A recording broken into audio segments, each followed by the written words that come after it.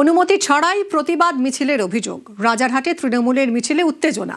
সোনারপুরে অভিষেকের উপর হামলার প্রতিবাদ, আর এই প্রতিবাদে লাঙ্গলপোতায় তৃণমূলের প্রতিবাদ মিছিল বের হয়।